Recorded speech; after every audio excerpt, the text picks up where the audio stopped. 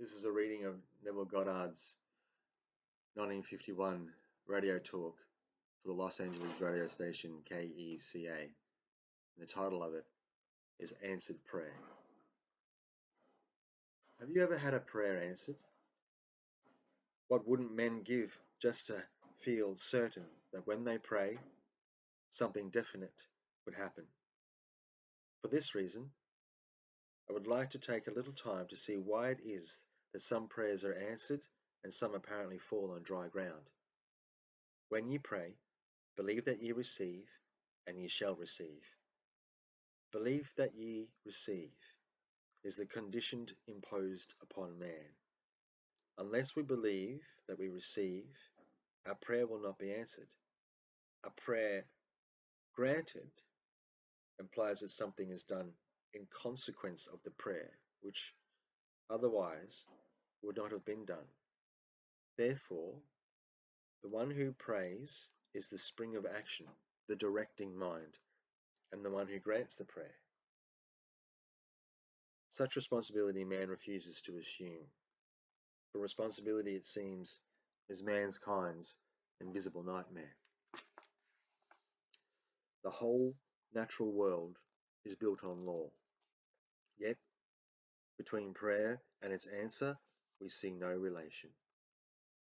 We feel that God may answer or ignore our prayer, but that our prayer may hit the mark or may miss it. The mind is still unwilling to admit that God subjects himself to his own laws. How many people believe that there is, between prayer and its answer, a relation of cause and effect? Let us take a look at the means employed to heal the 10 lepers as related in the 17th chapter of the Gospel of St. Luke. The thing that strikes us in this story is the method that was used to raise their faith to the needful intensity. We are told that the 10 lepers appealed to Jesus to have mercy on them, that is, to heal them. Jesus ordered them to go and show themselves to the priests, and as they went, they were cleansed. The Mosaic law demanded that when a leper recovered from his disease, he must show himself to the priest to obtain a certificate of restored health. Jesus imposed a test upon the lepers, faith, and supplied a means by which their faith could be raised to its full potency. If the lepers refused to go, they had no faith, and therefore could not be healed. But if they obeyed him, the full realization of what their journey implied would break upon their minds as they went, and this dynamic thought would heal them.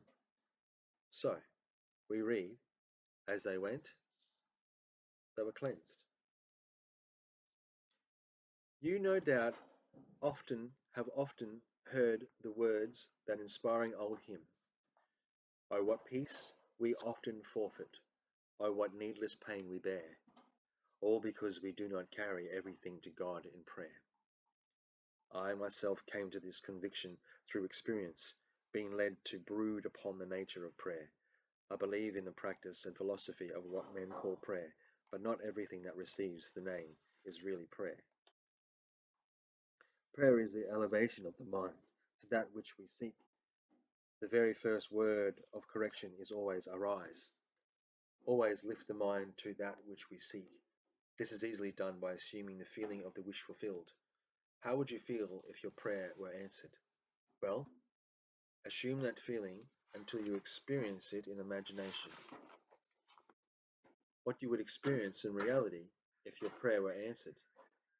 Prayer means getting into action mentally. It means holding the attention upon the idea of the wish fulfilled until it fills the mind and crowds out all other ideas out of consciousness.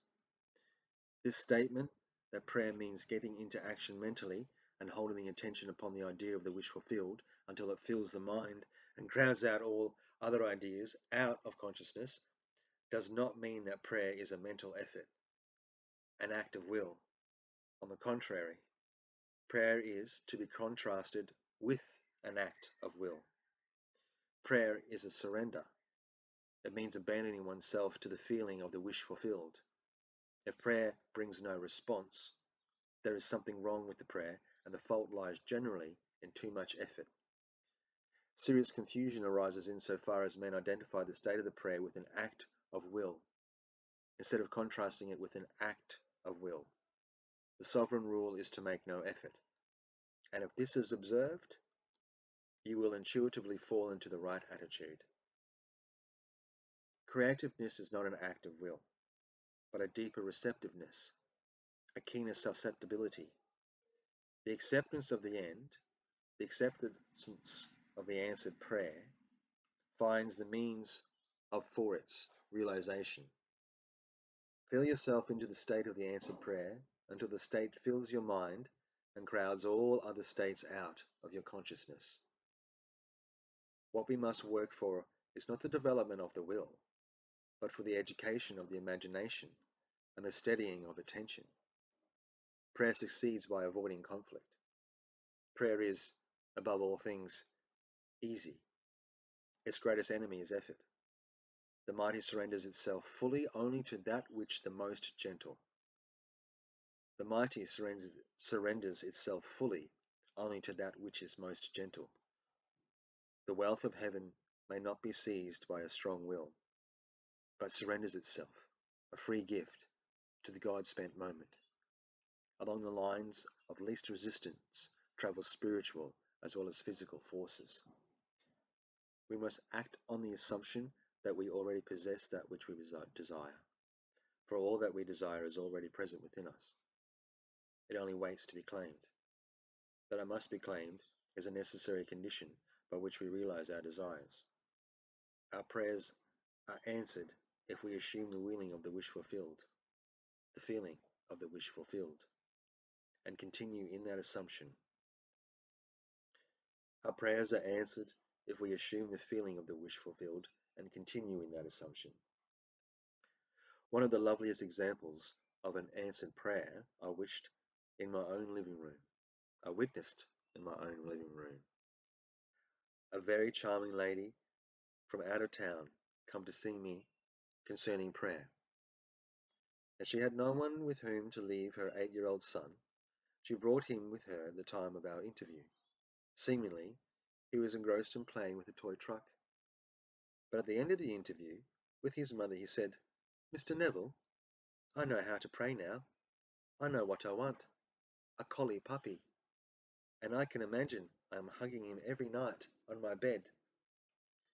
His mother explained to him and to me the impossibilities of his prayer, the cost of the puppy, their confined home, even his inability to care for the dog properly.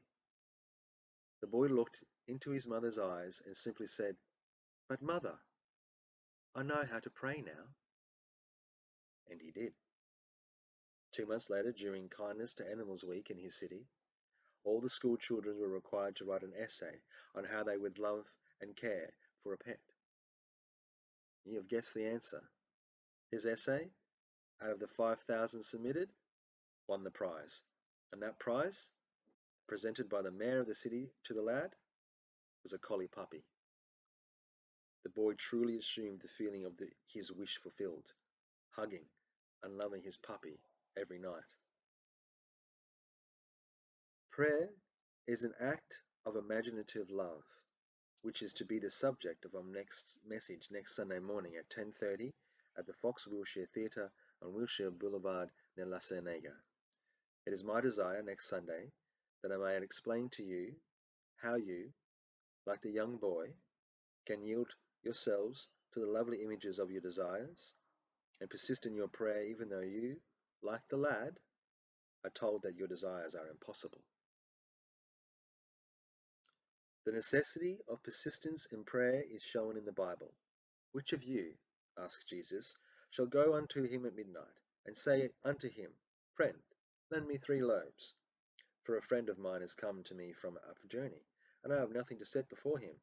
And he from within shall answer and say, Trouble me not. The door is now shut, and my children are with me in bed. I cannot rise and give thee. I say unto you, though he will not rise and give him because he is a friend, Yet because of his importunity, he will arise and give as many as he needeth. It's in Luke 2. The word translated as importunity means, literally, shameless impudence. We must persist until we succeed in imagining ourselves into the situation of the answered prayer. The secret of success is found in the word perseverance. The soul imagining itself into the act takes on the results of the act. Not imagining itself into the act, it is ever free from the result. Experience in imagination what you would experience in reality, were you already what you wanted to be, and you will take on the result of that act. Do not experience in imagination what you want to experience in reality, and you will ever be free of the result. When ye pray, believe that ye receive, and ye shall receive.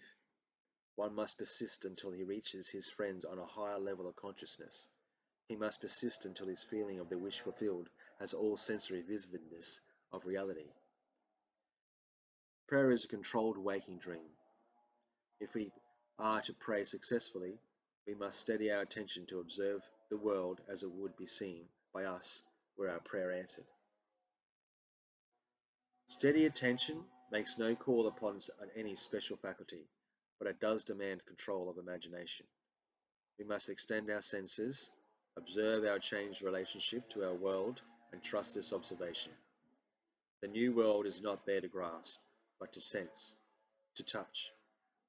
The best way to observe it is to be intensely aware of it. In other words, we can, by listening as though we heard, and by looking as though we saw, actually hear voices and see scenes from within ourselves that are otherwise not audible or visible. Within our attention, focused on that desired state, the outer world crumbles, and on the world, like music, by a new setting, turns all its discords into harmonies. Life is not a struggle, but a surrender. Our prayers are answered by the powers we invoke, not by those we exert. Our prayers are answered by the powers we invoke, not by those we exert. So long as the eyes take notice, the soul is blind. For the world that moves us is the one we imagine, not the world around us, not the world around about us. We must yield our whole being to the feeling of being the noble one we want to be. If anything is kept back, the prayer is in vain. We often are deprived of our high goal by our effort to possess it. We are called upon to act on the assumption that we already are the man we would be. If we would do this without effort, experiencing in imagination what we would experience in the flesh, had we realized our goal, we shall find that we do, indeed, possess it. The healing touch is in our attitude. We need change nothing but our attitude toward it. Assume a virtue if you have it not. Assume the feeling of your wish fulfilled. Pray for my soul, pray for my soul. More things are wrought by prayer than this world of dreams.